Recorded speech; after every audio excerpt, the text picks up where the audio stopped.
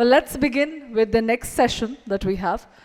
Well, our next speaker for this session is Ms. Taruna Gupta. She brings in 28 years of experience in IT industry and currently leads IP governance at TCS. Her work highlights how intellectual property strategy plays a crucial and a critical role in building innovation-driven economics. She will share insights on innovation and IP, a 360-degree view. Let's welcome her with a huge round of applause. Ladies and gentlemen, joining us on stage is Taruna Gupta. I'll take the next 15-20 minutes talking about innovation and IP. As our previous speakers, they've all been sharing very enlightening views with all of us. While I represent a large organization like TCS, these are definitely my views. The experience comes from managing IP at a large organization. But what I would also like to share is that most of what I'm going to talk about is applicable to any entity in the world, whether it's healthcare, whether it's in retail, whether it's manufacturing. It's not just limited to IT. So I'd like to make it as interactive as possible, so we'll not wait for questions at the end. In case anybody has a question in the middle of what I'm talking about, please raise your hand and we'll try to make it as an interactive dialogue. It is indeed a privilege for me to be here and share the dais and also be part of the audience here listening to all the wonderful views in manufacturing, in healthcare, in retail, and so on and so forth. What I believe is that the collective expertise in this room not only represents the leadership of today, but also stewardship of the future. IP is spoken of in many circles, right? It's a very, very deep topic. But let us start by demystifying IP at the very onset. A lot of times we see that IP conversations revolve around patents, copyrights, trademarks, design patents. Where does it all start and what is it expected to lead to? We see innovation happening every day within our homes, in our day-to-day lives, within the schools, the colleges, the workplace. And these different innovations could be related to products, processes, business models, brands, data management, customer experience. The possibilities are endless. And hence, IP in simple terms, as we all practice in organizations large and small, need to be protected, need to be managed, and need to be monetized in the right way and at the right time.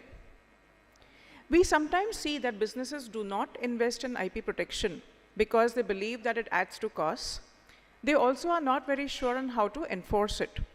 And as IP practitioners, we guide the innovators in business and otherwise on taking the right decisions from the time that an idea is conceived, all through its development, marketing, prototyping, conversations with customers, the ownership aspects, whether the IP that you develop belongs to you or to your customer, as it goes through the stages of assetization and scale up, and finally at some point, you may decide to retire a particular initiative, you may decide to scale it up into, let's say, 2.0, or you may decide to out-license it, in-license it, cross-license it. Again, the possibilities are immense. At the early stages of the innovation lifecycle, aspects related to confidentiality, ownership, freedom to operate take focus. When you're conceiving of an idea, you should be able to take that idea to any geography in the world. And hence, freedom to operate becomes important. You need to make sure that you are not infringing on the patent of any other entity in the geography where you want to market or you want to sell your proposition. At the mid-stage, partnerships and protection strategy come in. So not every IP can exist or survive or sustain in an ecosystem by only being your IP.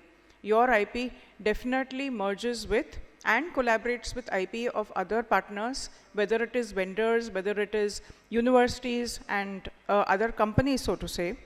And at the final stage, licensing and valuation decisions also come in. All of this continues to remind us that IP is a business asset, not just a number on the balance sheet. It is expected to be a revenue generator, it is expected to be a competitive moat, and it is expected to have long-term value. We see so many examples of brand and IP strategy in manufacturing, pharma, media and entertainment, retail, and each industry adopts an IP strategy that works for that business strategy. IP strategy should never be seen in isolation. It always goes in hand with that particular segment and the sector and the strategy of that sector. An important contributor to innovation also is the collaboration between the large and small enterprises, between the universities and the enterprise, so to say. And all of this is managed via contracts and agreements with clauses for background and foreground IP, terms and conditions for marketing positioning of IP in various geographies, so that there is more collaboration and less conflict. To ensure that business can grow, it is also very important to keep a close watch on IP risks and to manage them effectively, whether it is to safeguard one's own IP or to ensure that we do not infringe on anybody else's IP. And at the center of the action is the innovator or the employee. Employee awareness is a very, very important part of IP risk management in any organization. Every employee must know what the employee is creating. Is it innovative? Should they file a patent? Should they protect the literature that they're creating? Should they protect the brand, what they're creating as a trademark? But also, it is important for them to be aware of contractual commitments and obligations, because at the end of the day, we're dealing with vendors, we're dealing with customers, right? So you have agreements at each end. When you're servicing a customer, you need to know what IP you bring to the table, you need to know what IP the customer brings to the table, and you also need to know what is the vendor involvement in the IP ecosystem. As we see, it is the effort of these innovators, engineers, designers, marketers that make the real difference. And this is propelled by leadership tone.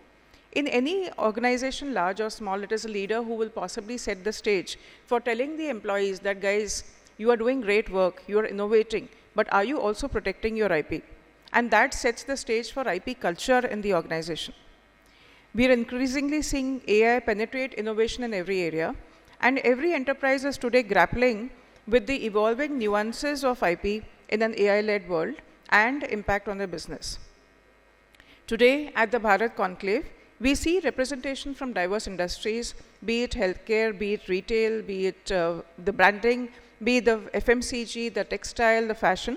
And some of you may also have heard that there are IP aspects called as geographical indications. When we talk about Darjeeling Tea, when we talk about Banarsi saris, when we call about Alfonso mangoes, all of these contribute to the Indian IP ecosystem.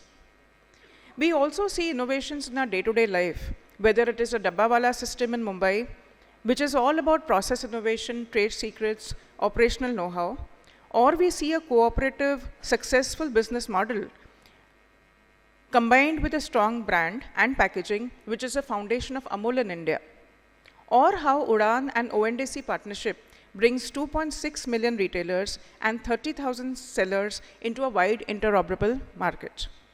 Hence, we see how deeply IP is embedded into the business models of the enterprises and our day-to-day examples.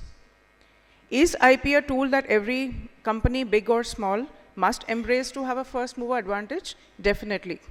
Is it a long-term business resilience tool? Definitely. Is it equally applicable in India and the global market? Very much. So the role of the in-house IP councils is growing as we interact with different businesses within the organization, or we deal with customers, vendors, partners. At every step, the role of the IP council is to ensure that the business understands what it must own, the business understands where they should partner, the business understands where they should in-license, out-license, or cross-license, how much of the IP portfolio they should continue to work towards, should that IP portfolio be growing. If there is certain IP that cannot be monetized, should it stay on the shelf or can it be out-licensed and shared with universities or entities who can assetize and commercialize that IP?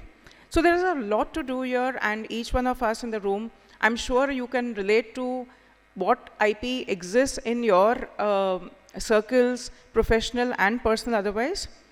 This is what I had planned to share with all of you today.